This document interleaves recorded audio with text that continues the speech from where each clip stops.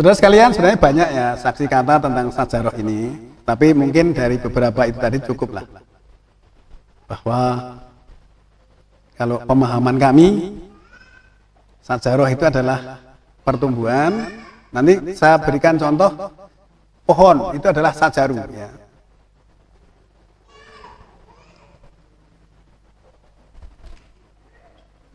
Ini ada satu yang bisa dipahami bahwa antara sajaru dan sajaroh ya dalam dua ayat yang berbeda.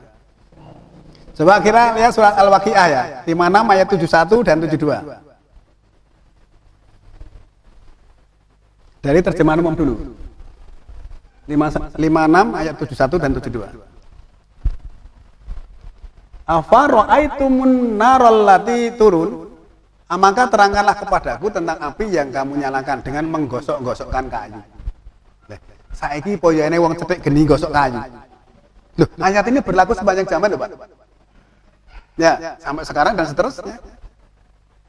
Antum ansa'tum sajarataha amnahnul munsiun. Di sini ada sajarataha. Nanti jenengan tak kasih ayat lain ada sajaroha. Ya. Ini sajarataha, ya. Kamukah yang menjadikan kayu itu atau kamikah yang menjadikannya? Sajarotaha itu kayu, diartikan kayu. Kita lihat terjemahan yang satunya lagi ya, yang tadabbur ya. Afa ra'aitumun naral lati turun, tidakkah kamu perhatikan api yang kamu gali? Api yang kamu gali itu bahan tambang, batu bara, mineral dan sebagainya itu. Teknologi lah, masuk gosok-gosok kayu, masuk cedik geni ngono ya kesuwen. Antum asa'tum sajarataha amnahnul munsiun. Kamukah yang mewujudkan pertumbuhannya ataukah kami yang mewujudkan? Nah, di sini tadi saya katakan sajarataha. Kita nanti akan bandingkan ada ayat lain yang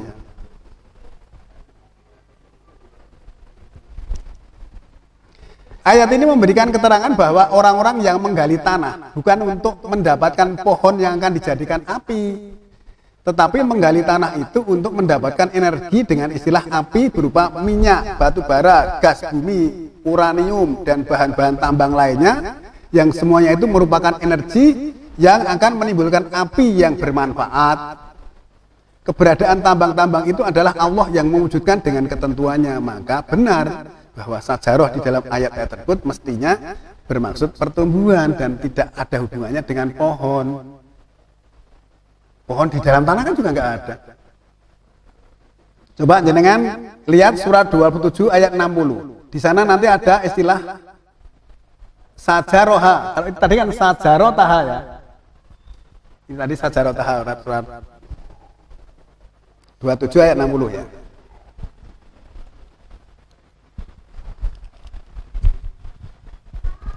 Aman khalaqas samawati wal arda wa anzala lakum minas sama'i ma'a fa ambatna bihi hadaiqa dzata bahjatin ma kana lakum antum bitu sajaroha, bukan sajarotaha. Tadi yang tadi ayat tadi kan 37 tadi kan sajarotaha, ini sajaroha. Siapakah yang menciptakan samawat dan bumi dan menurunkan untuk kamu dari angkasa itu air? Lalu kami tumbuhkan dengannya air itu kebun-kebun yang berpemandangan indah, yang tiada bagimu yang menumbuhkan pohon-pohonnya. Sajaroha, bukan sajarotaha. Kalau yang tadi kan sajarotaha, kan berarti dibedakan kan?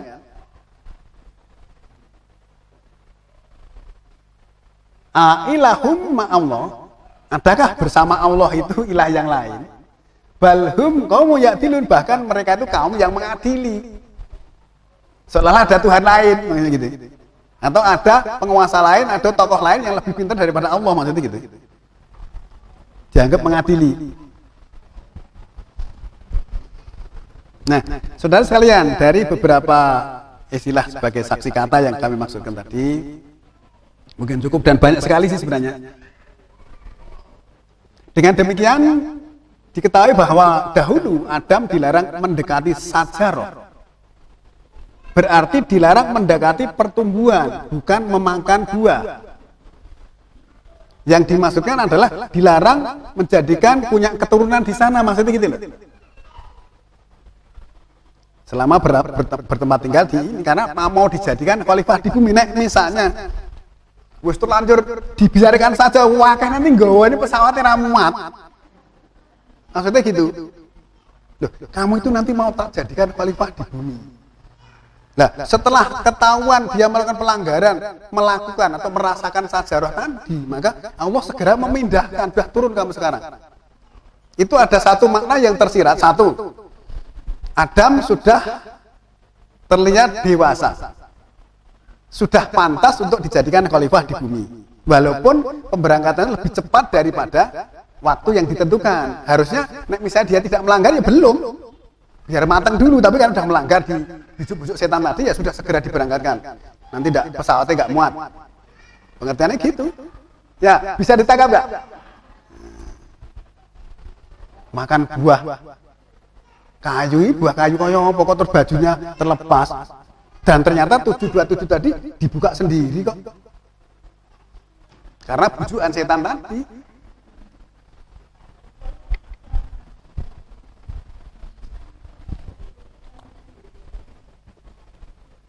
Karena Adam itu dimaksudkan supaya melakukan pertumbuhannya di bumi, maksudnya gitu, jangan di tempat asalnya. Karena itulah kalau kita lihat di berbagai ayat itu bahwa larangannya Adam dan istrinya tadi bukan jangan makan sajarah, tapi jangan mendekati, wala taqrabah sajarata. Jangan mendekati. Kalau misalnya sajarah diadakan pohon, atau jangan mendekati pohon terus kemudian merasakan terus terbuka seluruh tubuhnya atau auratnya terbuka, kan juga tidak sejalan. Secara logika juga tidak masuk sama sekali. Nah, itulah sebabnya Allah senantiasa menggunakan bahasa-bahasa ungkapan yang sangat halus, yang perlu kita renungkan, perlu kita pikirkan, sehingga dengan demikian bahwa menurut dari analisa ini tadi, bahwa Adam itu juga berada di wilayah episode kedua tadi. Karena memang episode yang terakhir itu belum, yang Musa saja belum, masuk sudah ada surga neraka. Surga neraka itu nanti setelah episode terakhir, pada saat ya Musa selesai, kemudian diberdirikan kembali setelah diperbaiki, yang istilahnya kiamat. Baru nanti manusia yang mati itu dibangkitkan atau dihidupkan lagi. Nah, sekarang Adam ini berada pada episode ketiga karena beliau sekarang sudah meninggal. Gitu ya.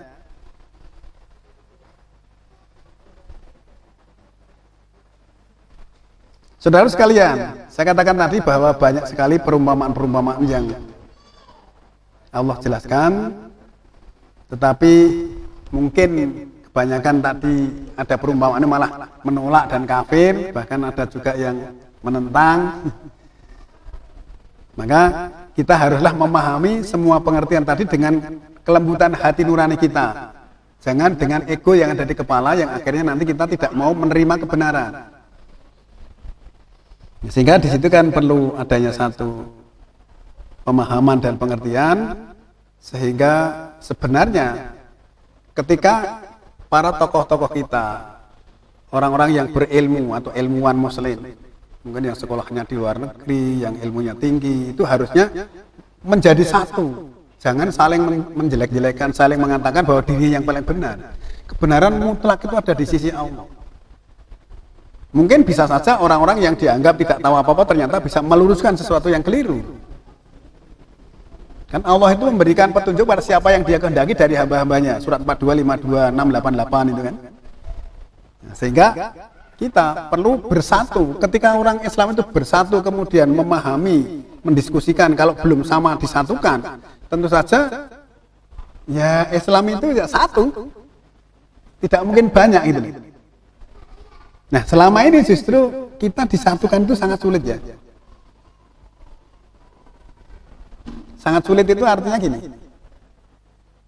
Banyak di antara kita, di antara teman-teman kita, di antara saudara-saudara kita, di antara bapak-bapak kita, tokoh-tokoh kita, itu tidak mau menerima informasi dari orang lain.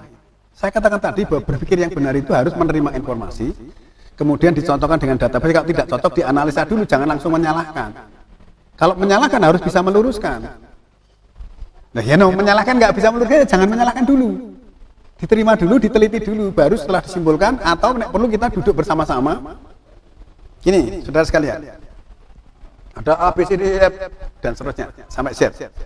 Dia punya keilmuan ini, banyak sekali.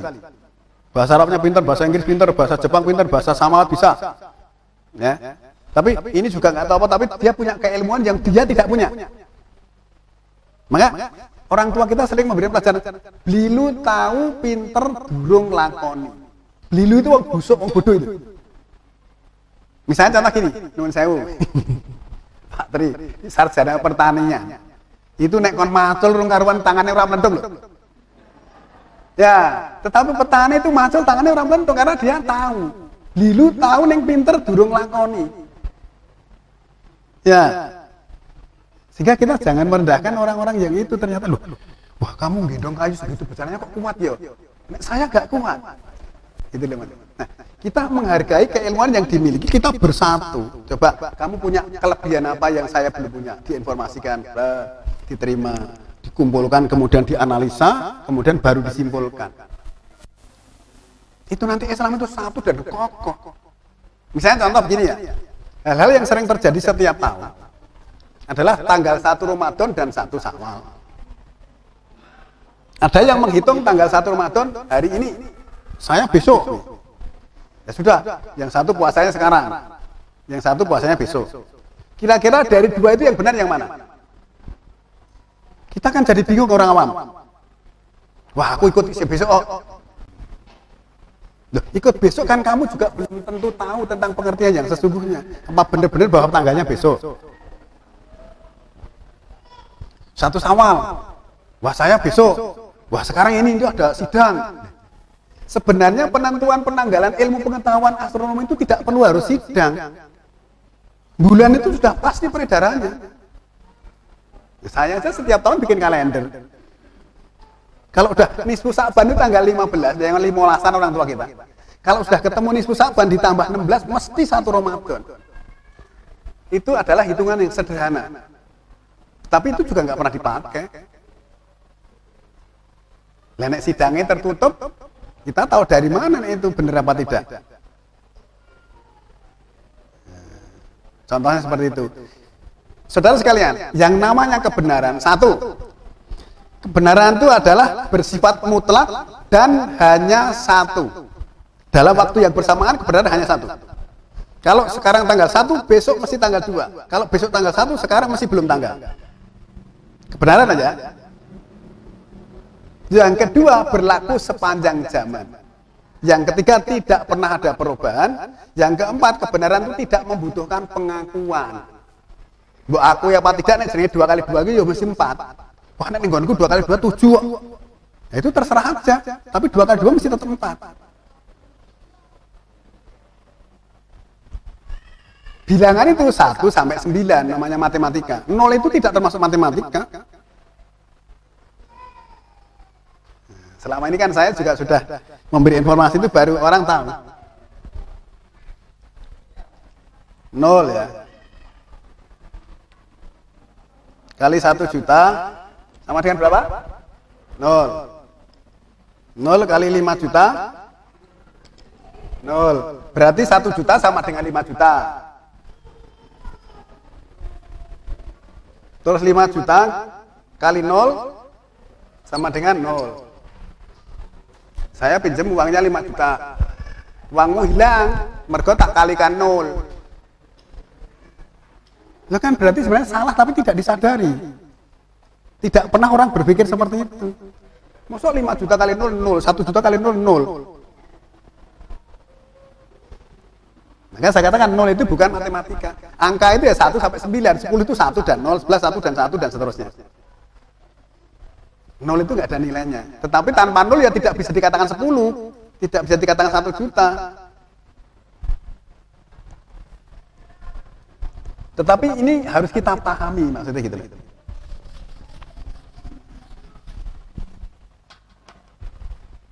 Sampai di sini ada pertanyaan? Ya, silakan.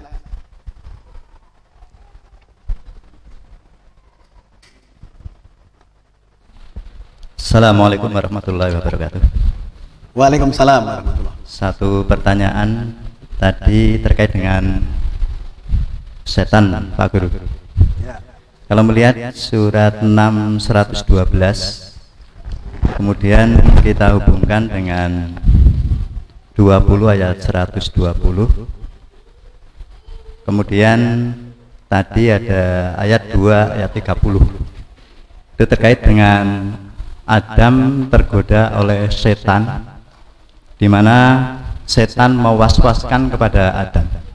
Kalau kita lihat 2 ayat 30, itu seakan terjadi dialog antara Nabi Adam dengan Allah Subhanahu wa taala dengan malaikat, yang akan, di mana Allah akan menciptakan khalifah di muka bumi. Ya.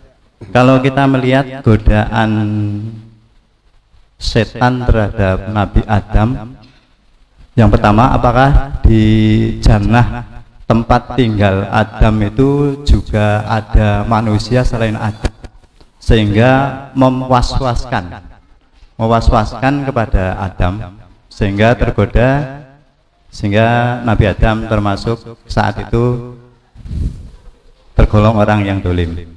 Atau yang mewaswaskan itu hawa nafsu dirinya sendiri. Mohon penjelasan. Ya. Itu kan jelas cukup setan. Ya. Setan itu tidak sama dengan hawa nafsu. Setan tadi surat 6 112 itu yang menggoda para nabi, terdiri dari setan manusia dan jin. Dia mengatakan perkataan mewah fata morgana. Nah, kalau dikatakan bahwa Adam dipengaruhi, dibasbaskan, dibisiki oleh setan, itu tadi mesti setan manusia. Setan manusia berarti kan ada manusianya. Nah, sekarang kalau misalnya Adam di surga masuk cuma berdua, ya, yang lainnya mana? Kalau misalnya yang lainnya ada tadi, kok malah ada setan, malah ada iblis. Di surga itu tidak ada setan dan tidak ada iblis. Ya, saya katakan tadi bahwa Adam itu hidupnya di episode kedua di dunia seperti kita ini. Hanya sekarang beliau sudah meninggal, berarti masuk episode ketiga. Ya, sudah meninggal. Baru jagat raya ini sekarang ada episode kedua, belum terjadi episode ketiga yang namanya hari kehancuran total. Nah, kalau yang nama manusia itu nanti panjenengan bisa lihat ya, surat ketiga 83, 16, 49. Yang lebih jelas lagi surat 22 ayat 18. Yang ada manusia itu hanya di samawat dan bumi. Coba kita lihat 22 18.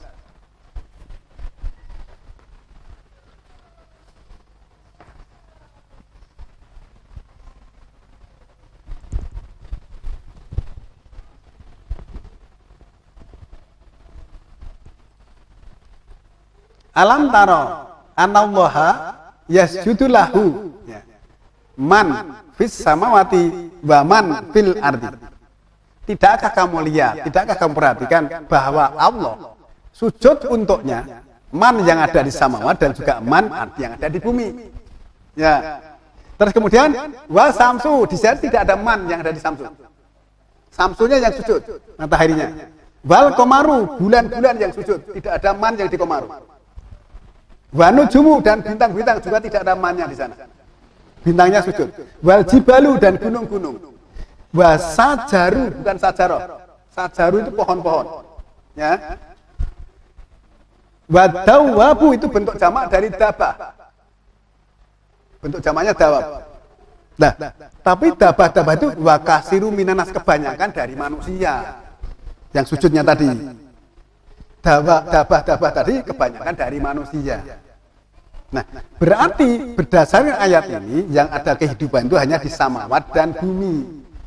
Nah, samawat itu nanti kita supaya tahu harus merujuk kepada surat 65 ayat 12. Coba kita lihat 65 ayat 12. Satu kali lagi ya.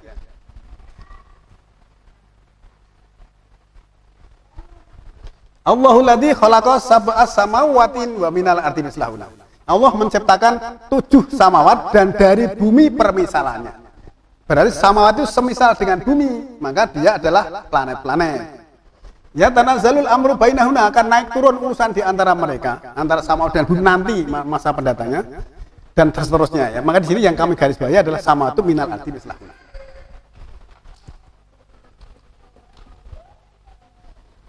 Saudara sekalian, ini hal-hal yang memang sangat rumit ya. Tetapi perlu kita pahami, perlu kita cari tahu yang benar seperti apa. Nanti akan kita lanjutkan pada pertemuan berikutnya.